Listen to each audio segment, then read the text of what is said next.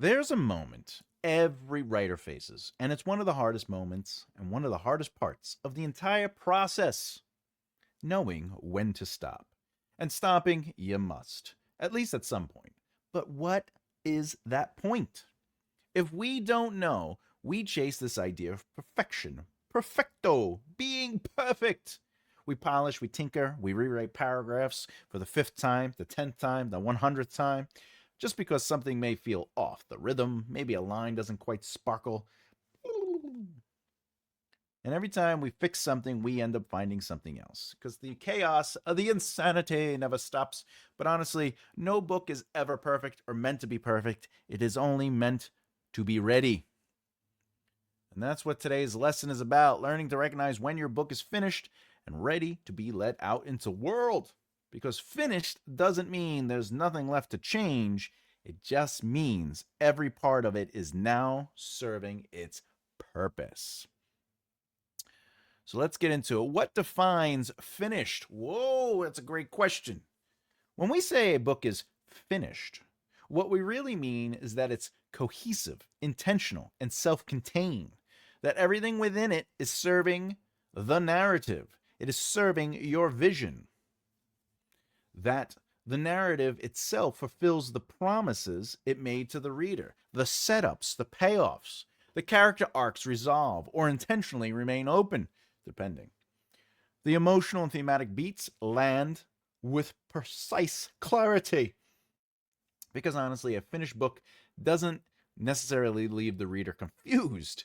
They're like, hey, I get it. But it does help them say, hey, I enjoyed this book.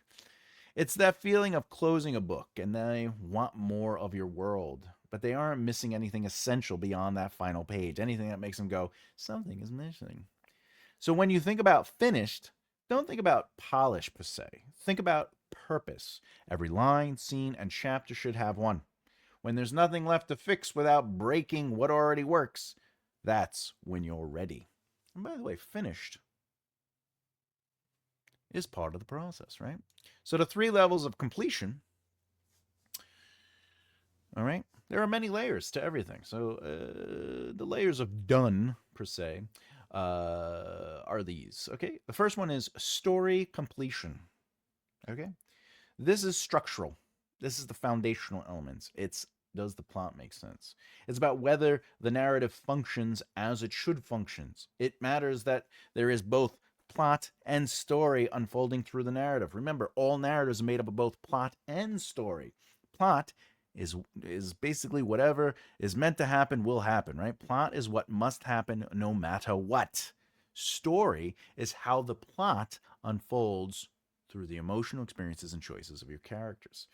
So ultimately, story completion is, does the story reflect the plot together to make a full and complete narrative? Is the central conflict resolved or transformed? Does it make sense? Is everything earned? Is there plenty of cause and effect from the beginning to the end? Does every scene, I mean every scene, serve a purpose? Or is there filler? You know, not I like this dialogue, so the dialogue needs to stay. Or I really like this description, so you really need to make sure that everything is connecting to everything. Your narrative should reach an emotional and narrative resting point too. Even if it's part of a series, this book should feel like a complete and fulfilled narrative on its own terms. It can seed and foreshadow what is to come in other books, but those seeding and foreshadowings should not be narratively important to the book you are currently writing.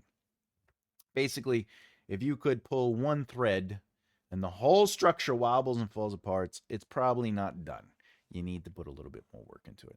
The second aspect of completion is character completion. Character inevitability, character potential, character arcs. This is the human level. Your protagonist's journey should resolve with the narrative's resolution, unless, of course, there are future resolutions in other books. However, every book should be an arc of a specific thread. For example, if your character is meant to become the next inventor of the cure for blindness.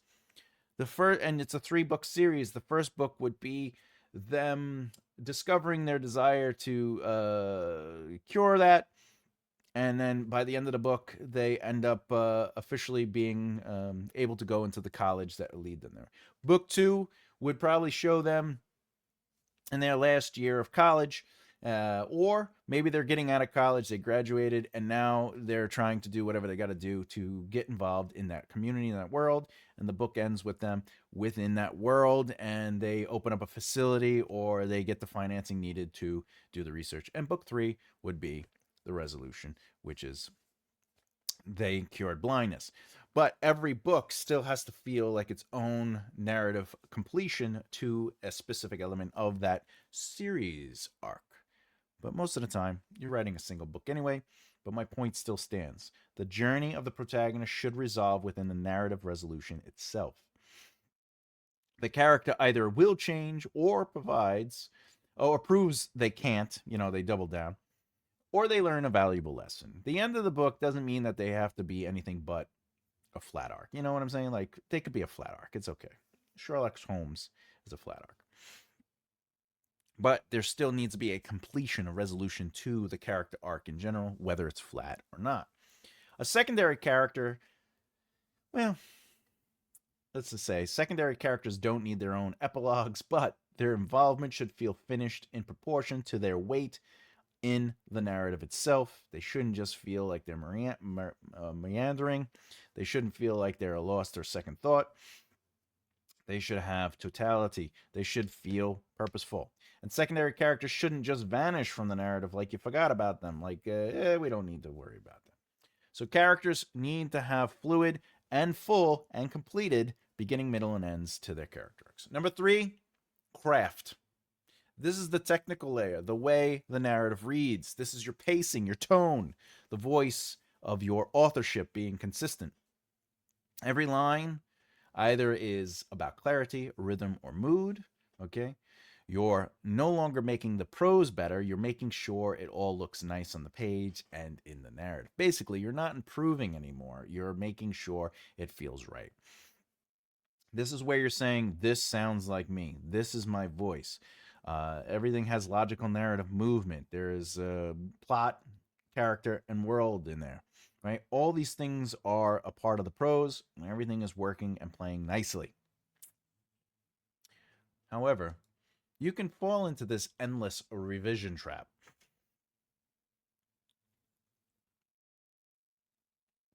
And I'll tell you right now, I hate this part of myself. I've been there. You're it's a trap that every writer falls into. But the idea that one more edit will make it perfect, yeah, I guess, but editing and editing more and editing and editing more and more and more, it'll clean it up. But it might also clean it up. It might take away something, right? But there is a difference between improving your narrative and protecting yourself from releasing it too. You could fall into the trap of, is it good enough for the audience? I don't want to get judged. And I'll be honest, perfectionism is something that I do suffer from, but it does disguise itself as diligence. It makes you believe that one more time, one more edit equals quality, right? Equals better quality. When in reality, it's just fueling the fear of. But let's be honest, it's all subjective. There are going to be people that like your story and people who don't like your story. And if people don't like your story, remember this motto: it's not the book for them. It's not their book. It's not their book. All right? Even if it was perfect, not all people are going to like the end results. The people who do are indeed your audience. It is their book. But if you're rewriting the same sections again and again, or undoing changes you made last week, you're not editing for clarity per se anymore, but you'll never find the perfect spot because you're not really allowing things to sit and settle. Here's the rule when it comes to revisions. If your revision doesn't improve clarity, cohesiveness, or impact, you might be indulging a little too much into the editing process. And of course, the worst of all, sometimes we polish the shine right off our work, trying to make it perfect and safe and beautiful, and our voice disappears. All right. But writing is never really meant to be safe. You got to try things, you got to challenge things. Because what do we always say here? Great writing is rewriting. It's the work you must do, but you also must know when to stop, when too much is too much. You don't want to finish a book in a year, then edit it for 3. Learn to say, we're done, we're moving on. But how do you know when it's done? I should make a video on that. Oh, wait, that's this one. Stay until the end. I'm going to give you a list of questions to ask yourself, things you should know, so you can make it to the end. Before we do that, real quick, please subscribe and hit the bell icon if you've been watching what you love. It sure does help the channel when you like, comment, and subscribe. With that, the professional standard of done. Let's do it. Let's get into it. All right.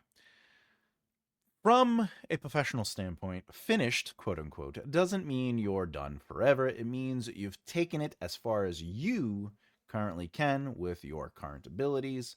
At that point, it's ready for the next step. Editorial review. Beta readers are polishing, polishing with editors, line editors, copy editors, and then getting ready for publishing prep.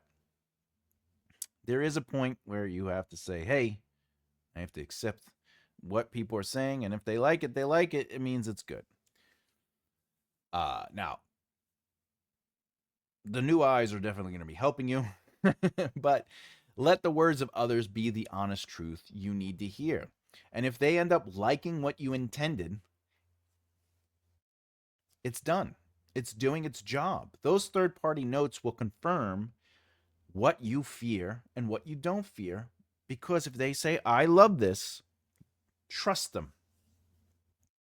Trust the majority of the words of others. If you give it to 10 people and one person is like, this is terrible, there's too much kissing in this romance book, it's not their book. It's not their book.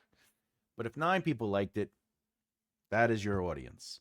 If you give it to 100 people and 20 people don't like it, or 30 people don't like it, but that other 60% love it, great. It wasn't the 30%'s book, but that 60%'s a good majority. Now, if it's 51% like it and 49% don't, it might need some work. It might need some work. It might not be done.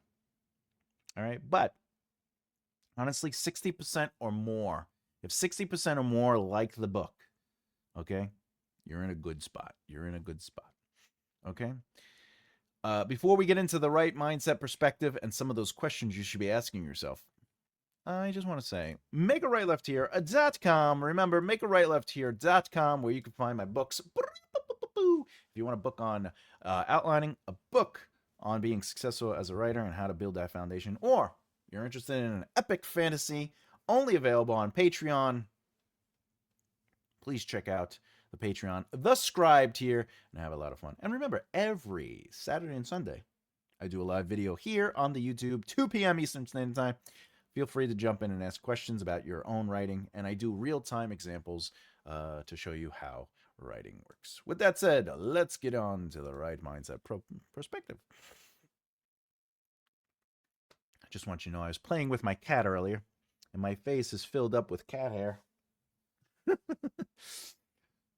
Animals. This part is hard for every writer. Letting go of the narrative you lived with inside you for years. But finishing isn't an ending. It's ultimately a transition. It's the moment your role as a creator ends and the narrative becomes what it was meant to be, a shared experience. A shared experience. Completion isn't about closing the door on your narrative. No. Now it's time for the next stage, publishing. Besides, take on the right mindset perspective that this book is now a reflection of the best you can do right now. The next book, the next book is a chance to show your growth and how you've learned from this one. And the next one after that, the same. Writing is a process from practicing when you're not writing to improving your craft to each book you complete. Growth takes time, and if you linger in the hope you'll grow through edits, you'll get stuck in the same spot and won't develop as a writer. You need to learn to move on, keep going, and grow as a writer, the writer you were always meant to be. You don't get better by reworking the same pages forever. You get better by writing the next one. Now, I told you there's going to be some questions. So here are those questions to ask yourself when you think you might be done. There are 6 questions. Number 1, does every plot line resolve or remain open intentionally? The answer is yes. Good. Do the emotional beats land with the weight you meant them to land with? The answer is yes. Great. Can you summarize your narrative in one clear sentence? If so, wonderful. If a reader found a typo or a weak sentence, would it shake your confidence in the narrative itself? The answer should be no, it wouldn't. But if it does, you might need to do some work. Are you revising to refine or to avoid letting go to let others experience it? Is the overall feedback from your inner circle of friends positive? Then, if so, release the book. That's all I'm saying. Next video in the series is writing with a full-time job, real strategies that work. But also, if you have a video idea or a lesson you would like me to teach, let me know in the comments below, because even though that this whole series, I do everything pre-record, so the 2026 is already done. If you give me a lesson, I will do it randomly and pop it out when I can.